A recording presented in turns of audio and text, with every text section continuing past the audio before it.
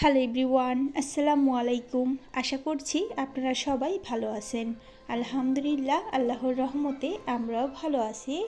সকাল থেকে রাত পর্যন্ত সারাদিন বাচ্চাদেরকে নিয়ে কি করলাম সেটাই থাকছে আজকের এই ভিডিওতে। আমার চ্যানেলে নতুন হয়ে থাকলে দয়া করে আমার চ্যানেলটিকে সাবস্ক্রাইব করে দেবেন আর ভিডিওটি পুরোটা দেখার অনুরোধ রইল। এই তো সকালবেলা মেয়েকে স্কুলে দিয়ে গিয়েছিল আমার হাজব্যান্ড, তাই মেয়েটাকে নেওয়ার জন্য স্কুলে চলে আসলাম। এখন তাদের পেটি করানো হবে। সব বাচ্চারা ক্লাসরুম থেকে বাইরে বের হয়ে পড়েছে, লাইনে দাঁড়িয়েছে। আমার মেয়েটাকে লাইনে দাঁড়ানো দেখে আমার ছেলেটাও মাশাল্লাহ তার বোনের পাশে গিয়ে কি সুন্দরভাবে দাঁড়িয়ে রয়েছে। একদিন তারও এমন সময় আসবে যে স্কুলে গিয়ে সেও এসএমটিতে দাঁড়াবে। মাশাল্লাহ, সে সুন্দরভাবে অনেকটা সময় এইভাবে দাঁড়িয়েছিল। আমি আমার ছেলেটাকে ডাকছিলাম কিন্তু সে আমার কাছে কিছুতেই আসবে না। এই তো স্কুল ছুটি হয়ে গেছে, তাই তাদেরকে নিয়ে বাসায় চলে যাচ্ছি। আজকে কিন্তু স্কুল থেকে বাসায় যেতে অনেকটা লেট হয়ে গেছে। আমার ছেলেটা যখন রাস্তা দিয়ে হেঁটে হেঁটে কোথাও যায় তখন কিন্তু সে রাস্তায় অনেক দুষ্টামি করে। রাস্তা থেকে তার চোখে যেটাই পড়ে সেটাই তুলে নেয় হাতে। অনেক কষ্ট করে তাকে বাসায় নিয়ে যেতে হয়। সে কিন্তু আমার কোলে একদমই উঠতে চায় না, সে নিজের পায়ে হেঁটে হেঁটে যাবে। রাস্তা দিয়ে আমার ছেলেটা যখন হেঁটে যায়, হাঁটে তো ও আর ভয় করে আমার, এই যেন পড়ে না যায়। তার হাঁটা দেখলে আমার নিজেরই ভয় করে। তারপর তাদেরকে নিয়ে বাসায় চলে আসলাম। এই যে সাদা বেগুনটা দেখতে পাচ্ছেন, এই বেগুনটা এক ভাবি দিয়েছে। এটা তাদের গ্রামে থেকে আনা হয়েছে। সে আমাকে একটা বেগুন দিয়েছিল। এটাকে এখন আমি ভেজে বেগুনের দো পেঁয়াজা রান্না করব। রান্না করার পাশাপাশি আমি কিন্তু এইগুলোও করে নিচ্ছিলাম। আমার হাজব্যান্ড ফুলকপি এনেছিল, এখান থেকে বড় সাইজের একটা ফুলকপিকে আমি ছোট ছোট পিস করে কেটে নিয়েছি, যেরকম করে আমরা ফুলকপির ভাজি করে থাকি। আর এখানে বড় সাইজের দুইটা ফুলকপিকে আমি বড় বড় টুকরো করে কেটে ভাপ দিয়ে নিয়েছি। এগুলোকে আমি রান্না করে খাওয়ার জন্য ফ্রিজে ফ্রোজেন করে রাখবো। আর যেগুলোকে ভাজি করে খাবো সেগুলো এখন আমি ভাপ দিয়ে নেব।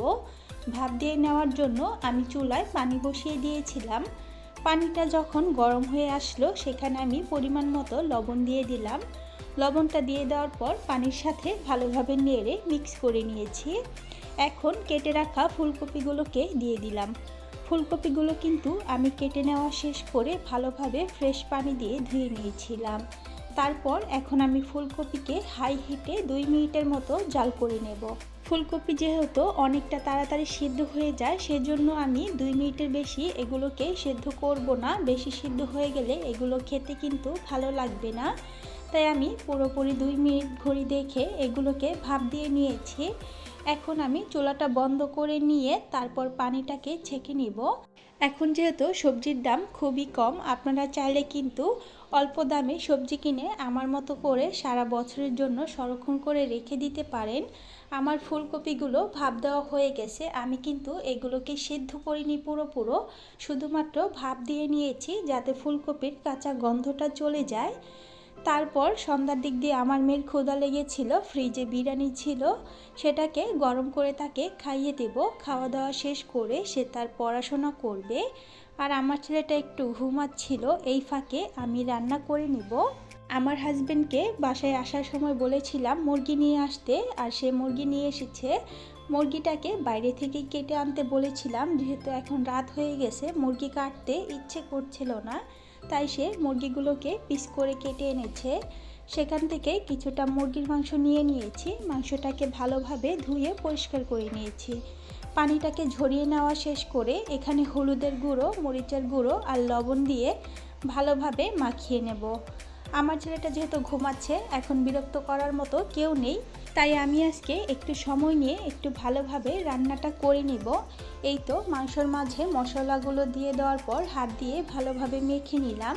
এই কাজটা কিন্তু অবশ্যই হাত দিয়ে করবেন। হাত দিয়ে করলে কি হয়, মশলাটা ভালোভাবে মাংসর মাঝে মাখানো যায়। মাংসটা মাখানো শেষ। এখন আমি ফ্রাই প্যানে তেল দিয়ে দিয়েছিলাম। তেলটা গরম হয়ে যাওয়ার পর মাংসর টুকরোগুলো এখানে দিয়ে ভালোভাবে ভেজে নেব। এই পর্যায়ে আমি কিন্তু চুলার আঁচটা একদম হাই হিট করে রেখেছি। মিডিয়াম আঁচে মাংসটা ভাজলে মাংস থেকে অনেক পানি বের হবে আর সেটা ভাজতে অনেক সময় লাগবে। মাংসগুলোকে আমি ভালোভাবে উল্টিয়ে পাল্টিয়ে ভেজে নিচ্ছি। আর এখান থেকে লেগ পিস দুটো আমি একটু ভালোভাবে ভেজে নিব। এই দুটো আমি রান্না করব না, ভেজেই আমার ছেলে মেয়েকে খেতে দেব। আমার মেয়েটা লেগ পিস ভাজা খেতে অনেক পছন্দ করে, তাই দুইটা লেগ পিসই আমি এখন ভালোভাবে ভেজে তারপর তুলে নিব আর শুধুমাত্র মাংসগুলোকেই রান্না করব। মাংসর পিসগুলো আমার ভাজা হয়ে গিয়েছিল, তাই আমি তুলে নিয়েছি। এখানে আমি আরও কয়েক টুকরো মাংসর পিস এখন ভেজে নেব। আর লেগ পিস দুটো এখনও ভাজা হয়নি, তাই সেগুলোকে আমি এক সাইড করে ভালোভাবে ভেজে নিচ্ছিলাম। ব্রয়লার মুরগির মাংস কে কে ভেজে রান্না করেন কমেন্ট করে জানাবেন। ব্রয়লার মুরগির মাংস ভেজে রান্না করলে সেটা কিন্তু খেতে অনেক মজা লাগে। যাই হোক, মাংসটা ভেজে নেওয়া শেষ করে এখানে আমি মাংসের তেলটাকে আরেকটা কড়াইয়ে ঢেলে নিলাম। এখন আমি এখানে দুইটা তেজপাতা দিয়ে দিলাম। তেলটা গরম হয়ে যাওয়ার পর এখন আমি এখানে দিয়ে দিব পেঁয়াজ বাটা।